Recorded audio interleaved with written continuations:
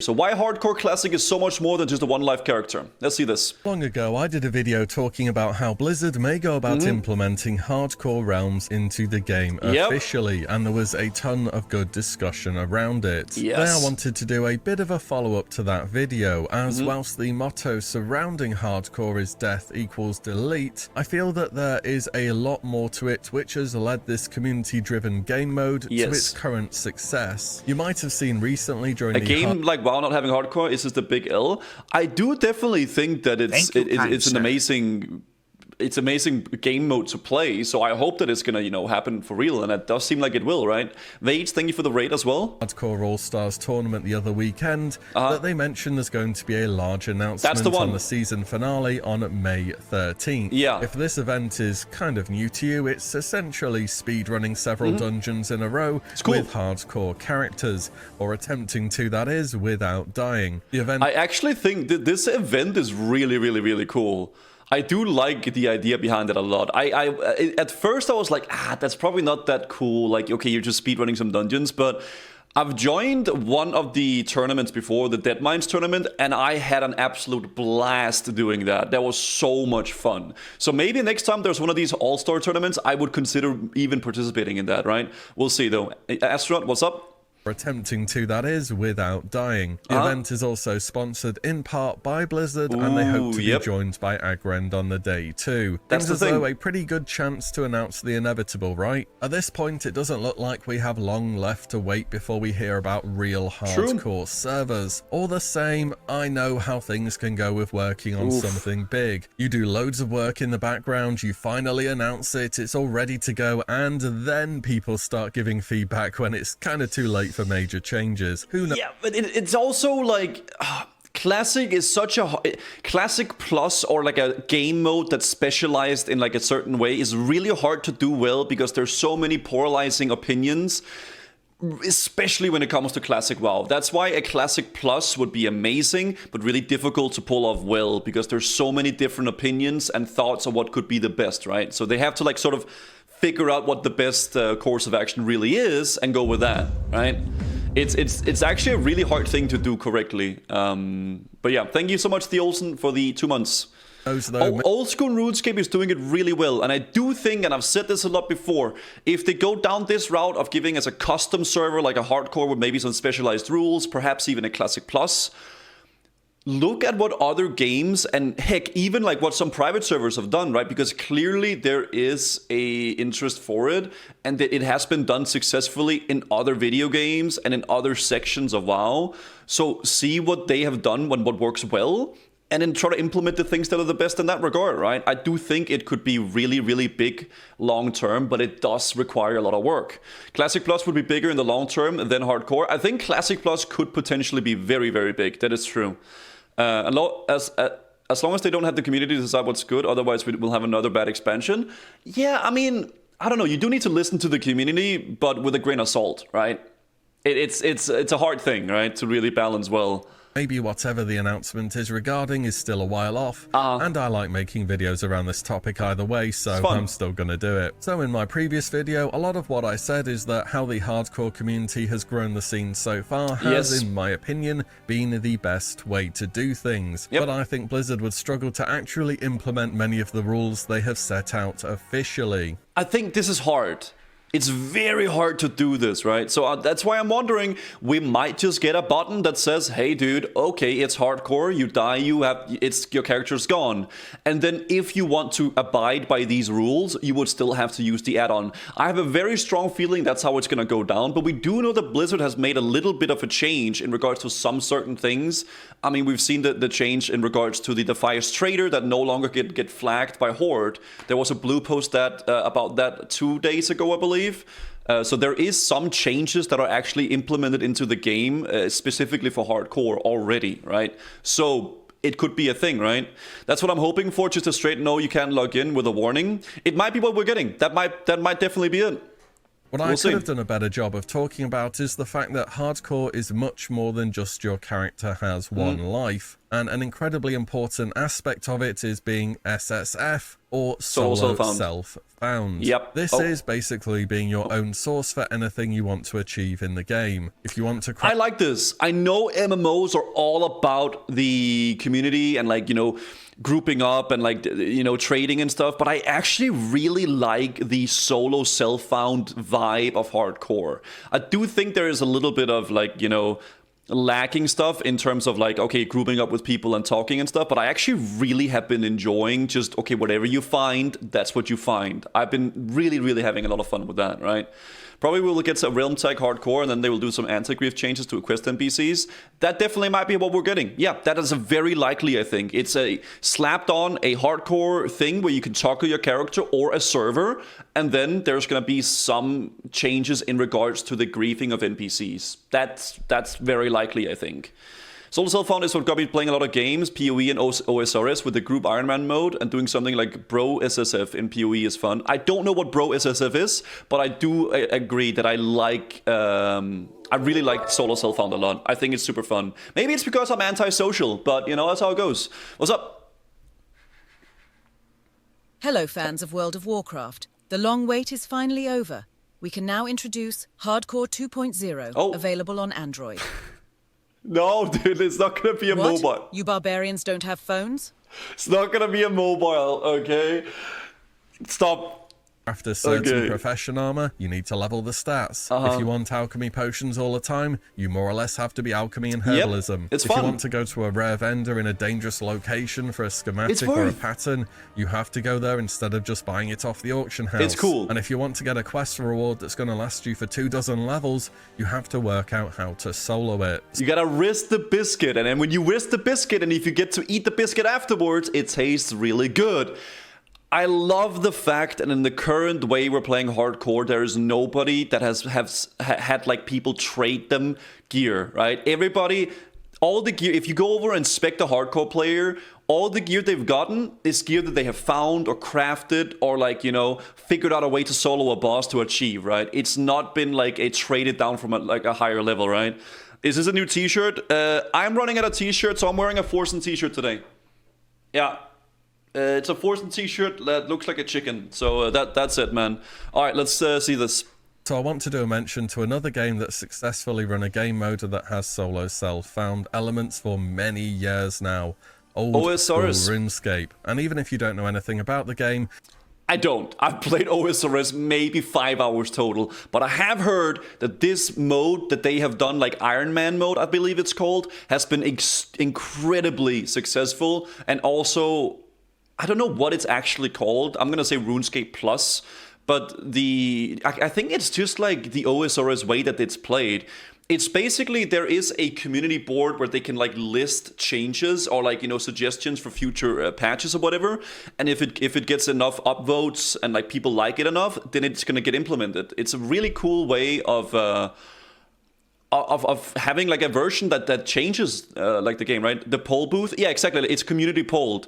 If it gets 70% in favor, it will pass. I think that's cool. That is definitely a way that, like, it could be done if you were to go down that route, right? Like a very community driven project in a way, right? There's like an actual poll booth in the game. I know. I won't be going super in depth here. It's just for comparison. Over there, they have Hardcore Iron Man. These are solo self-found characters that have one life. Iron Man, this is just regular SSF. Ultimate Iron Man, this is SSF with no bank. This is way bigger of a deal in old school RuneScape compared to WoW, and more. Yeah, again, this might be completely wrong. I think this is one of, like, the most popular ways to play, like, RuneScape, right? As far as I've understood it, this is like a really, really, really big thing for sure. And it could become a similar thing with WoW. If we really go down that route and they do it successfully, it could become super popular, more so than it even is right now, right? Hi, Couplepot, good to see you, man. Recently, Group Iron Man. Are they announcing today, do you think? Well, we know there is an announcement today. We don't know what it is. It's most likely going to be something in regards to hardcore, but we don't know what. And the announcement will be in the evening, EU guys. So, like, it's going to be way later in the day, right? This is a team of 2 to 5 SSF players. Okay. You can also add on a hardcore restriction. What we have with hardcore... I don't know what time, guys, the announcement will be. I think it's gonna be like 9 or 10 EU time, PM. So like way later in the evening, right? But I don't know the exact time. It's gonna be probably around that time. So... what's it like? 3, 4, 5, 6, 7, 8... like, it's going to be like 7 hours or something later in the day, right? At the moment is kind of a mix of all of the above bar Ultimate Iron Man, though I'm pretty sure there is an achievement for not using a bank. Okay. It's just not as big of a deal in WoW. I started old school RuneScape's regular Iron Man mode in the game shortly after it released, and I found it to be a much more interesting progression path long term for my character. As very similar to WoW, I've leveled so many characters through the normal game methods, and I've played tons of the endgame to the point where I'm looking for something new, and I felt as though I've done the majority of what the game has to offer. And dude, this is one of those games I just don't man, I feel like when I look at this, I have no idea what's happening, man. It is so interesting watching like an MMO from a complete like beginner's perspective, I think. You don't play Iron Man on old school RuneScape, the meta for optimal ways to play the game gets considerably narrower. Suddenly you don't have to go and farm a boss for a weapon upgrade. I mean, I know he's fighting a monster and there's like a log there, he's doing damage, but a quest or hit a level to get an item. Most of the time, you just go to their version of the auction house and buy it. And most of the endgame becomes do the highest gold per hour boss, buy upgrades or items you need to level stats, and repeat. Whereas on an Iron Man, it will be slower, but you will have a wider variety of ways to level up each skill, where the game doesn't boil down to just farm gold and buy it. And I do appreciate old school RuneScape is a very different game in many ways from WoW, and not everyone here will be totally familiar with it. But that's good. There's different games for different type of people. You can play whatever you want. You can play a horror game, you can play survival games, MMOs. There's multiple branches of different MMOs. It's good. Because, you know, it's nice having different, like, flavors of ice cream. Some people prefer peanut butter, like, in their ice cream. I prefer licorice, right? That's how it goes.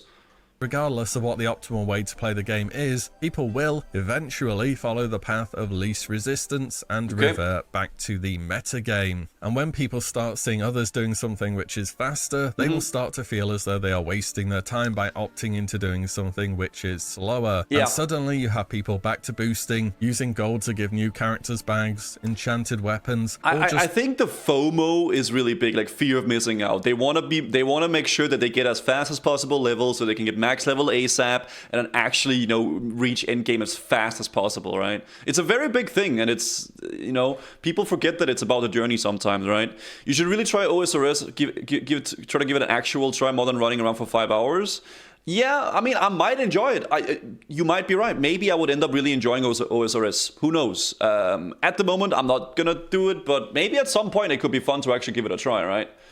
Real money trade their way through progression. What makes this game mode interesting and different, be it in RuneScape or WoW, isn't about what you can do, it's about what you can't do. And that's what makes part of hardcore so engaging. Your fresh character is always fresh. Sometimes they get given a bunch of bags in the early levels or a good weapon, that's so and it feels like a blessed character. You make decisions based on your previous experiences, which quests to do and which ones will have a line and you should skip, what zones are super dangerous, which ones do you like, places where there are randomly high level mobs, or escorts where they spawn half a dozen mobs to catch you off guard. And you know everyone around you has had the same experience. I think, oh my god, what a still frame. I think the fun thing about hardcore is like making the journey and like trying to fight elites and like venturing into the unknown, because at the end of the day, that's what really drawn me into these kind of games to begin with.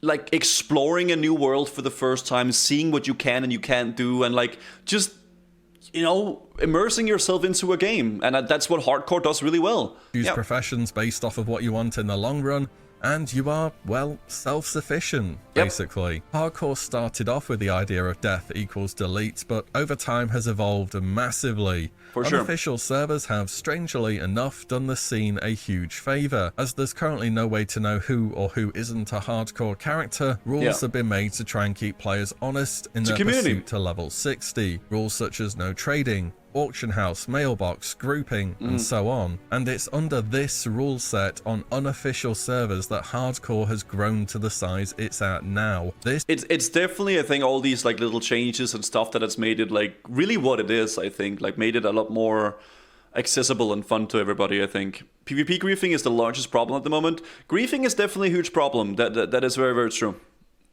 There's a lot of stuff going on. And as somebody who does the YouTube, when you find a format that works, you don't go changing it. Yep. Now, Hardcore has made some concessions because WoW as a base game was not designed with the idea that people would want to play it this way. Under the current Hardcore rule set, you can run each dungeon once on your journey from 1 to 60. This aims to stop excessive dungeon farming for XP and items and keeps players in the open world. I personally like the idea behind, okay, you can do one dungeon like, you know, once, because you go, okay, I have my dead mines, dude. Okay, time to do my one dead mines. You know, I can get Cruel Barb, I can get Smite's Mighty Hammer. You know, it is the one run, right? I like it. Instead of just like, okay, let's just spam a dungeon until we get all the gear we want, right? In a way, I think it makes the journey more exciting. It makes you really look forward to doing the dungeons, right? It's like, okay, I have Uldaman soon. What can I get from Uldaman, right? Instead of just like, oh, I can just like speedrun it. Like I can just run as many as I want. I like that. I think it's fun. And there would be ways to implement that same sort of thing in official hardcore by changing something in the game, right? There was it Aspen that like that was talking about a thing where like basically you would get like 500% more XP from the quests, but the mobs themselves would give 5% of what they currently give, right? So you would basically be getting no XP at all from the mobs, but you get a lot of XP from the quests themselves, right? So it would like make it so people wouldn't AoE grind the dungeon to get and boost and stuff like that. That's a way you can do it. There's also another thing where you could do it where this is something like I proposed, where you could do sort of a lockout, right? So up until you are level 60, you would get a lockout, somewhat similar to a heroic, right? So you do your dead mines. Okay, now you're locked to dead mines for a day, right? So you can't do another ID for a day. And then once you get level 60, that lockout completely erases and you can do as much as you want, right? I think that could be a cool way of doing it too. There's lots of ways you can do that if you want to make it like so, or you can just do nothing at all and you let people do whatever they want, right? But yeah, there's different ways you can do it. I do think a lockout up until level 60 could definitely work for sure, because it would make it so people can still do the dungeons, even multiple times if they want, just after a day or two. And then you couldn't spam it, right? Can't enter low-level dungeons with a level 60 or something. There's a load of ways. There's a lot of ways to do it. Definitely very, very true. But I do think a lockout could definitely work, for sure. Doing each dungeon once is kind of cool from an RP perspective. Like your character only goes through each conflict once. That's true. Yeah, that's true as well. A comment on the previous video saying, how about dungeons are treated more like raids with a 7-day... Well, that's what we just... Okay, yeah, that's it. Yep. Lockout, and I thought that was interesting. Maybe you could even go down the ZG route and have a 3-day lockout instead. This is something which Blizzard could perhaps be able to do, whereas restricting each player to one dungeon per leveling run might be a bit much. Also, very understandably, people want to play as a group in an MMO, as per this comment here, which I completely understand. I just think you need to choose whether you want to be a group player or a solo player, instead of having the freedom to be whatever you want at any point. I'm not sure that entirely fits into the hardcore game mode. But as just mentioned, old school RuneScape has recently done Group Iron Man. So what have they done over there? Well, they have groups of 2 to 5 players, an optional hardcore toggle where each player contributes 1 life to the group, shared storage or bank, and free trading between members of the group. There are other rules. Honestly, man, Blizzard should really take a... Oh my god, so they just copied... Like, just take a look at what works in other games and then see how it could be implemented in like a unique way to WoW, right? Like in a way that would work for WoW. I definitely think it could be smart to do, man. Like, for sure. In place regarding... See what works and then implement it in a WoW fashion. Do it the Riot way. Dude, that's literally what Riot Games have been doing, yeah? Like, what is that game, TFT? They literally just took Legion TD for Warcraft 3 and then made it into like an auto chess for their game. Like Valorant, they just took an FPS, they made it like, you know, League of Legends style, right? Just do that, man. See what works for other hardcore stuff and then implement it to WoW in a unique way. Joining, leaving, prestige, and so on, but those are the basics. What if in hardcore there was a new NPC where you register for a guild? I mean, that's also, League is his Dota. I mean, honestly, that's what everybody does. the way that new things are kind of built is that you take an idea that kind of works and you try to implement new things on top of it and then make it better or like more unique in a way, right? You just take things that already work and then change it a little bit and then you slap like a little thing on it and you're good to go, right? Where instead you can register for a copy it and do it better. Yeah, exactly. Core group, a group that shares a bank, shares quest drops perhaps, so you don't end up spending an entire evening on poor drop rate quests and just congesting the area in general, and a group that can set up their own profession ecosystem. Everyone loots cloth, the tailor makes green items, enchanter disenchants them, and then enchants other people's gear, makes wands, and that kind of stuff. Under the hardcore rules at the moment, groups currently have to play at the same time, and anyone dying means the whole team has to delete. But if you're in a group where one character can cost you a life, even if you play 2 times more than someone else, are you going to take them into a later game zone, into a dungeon, or to try and heal you on a quest where they can easily get picked off if something goes wrong? These are just 2 examples of how hardcore has tried to make the game different from what it usually. But I think that's cool, right? Overwatch copied Team Fortress. Overwatch literally is Team Fortress, but like, you know, in like a different fashion. Yes, it is literally the same game. Is though. Another point I see being brought up is trading within 5 levels of whatever your character is at. This is so there is at least some economic activity in the game going on without full-blown level 6. It's over Team Fortress with waifus. I guess so, man. These giving level 1 starter kits. It could be interesting though. You could trade down where a 60 trades to a 55, a 55 to a 50, and so on and so forth. You might need additional limitations such as items becoming soulbound after being traded. You know what you should expect for sure though? Players on Blizzard servers doing literally the most degen things possible to gain any advantage. That's what WoW players do, man. Okay, if there's a little loophole or something you can do, they will do it, man. Okay, it's gonna happen, and they will figure out that loophole, dude. Thing different between opting into playing this game. Yeah, I do agree. I really dislike that you can't like trade stuff in dungeons. A big example of that being really annoying was when we did. I did Uldaman on my warrior, and somebody accidentally looted like the talisman to summon the boss. So you have to get like a shaft, and you have to get a talisman, and then, you know, combine those 2 things and then summon a boss. We couldn't summon that boss because a druid in my group accidentally looted the item, and I had the shaft. So then we couldn't summon the boss because he had one item, I had another item, and we couldn't combine them, right? So maybe when you're in dungeons, be able to trade because it's like it makes sense, but maybe only the things you get in the dungeon.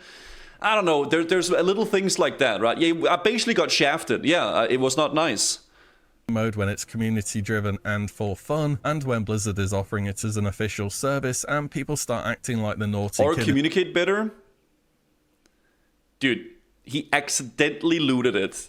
I mean, listen, if you go back and watch the VOD, Heisen, I told people literally 20 times, make sure I get the shaft. I need the shaft. Okay, I have the one thing, we need to do that. He accidentally looted it. It wasn't his fault. I mean, it was, but he just accidentally looted it, and then we couldn't do the boss, right? It is what it is. In the back of the classroom, who gets everyone's privileges taken away because they just can't behave themselves. If there's one thing I've learned since covering Classics since its release, it's that you never doubt players' abilities to exploit something. Here's an excerpt from Soren Johnson's game design notes on Civilization. He says a phrase we used on the Civilization development team to describe this phenomenon is that water finds a crack, meaning that any hole a player can possibly find in the game's design will be inevitably abused over and over. The greatest danger is that once players discover such an exploit, they will be unable to play the game again without using it. The knowledge cannot be ignored or forgotten, even if the player wishes otherwise. If I'm playing like a game and I'm doing like a variety game and somebody tells me a way to do a certain thing,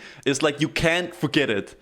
Somebody has told you the way to do it, now you know. There's no way to like not know that now, and now it's gonna change the way you play the game, regardless of what happens, right?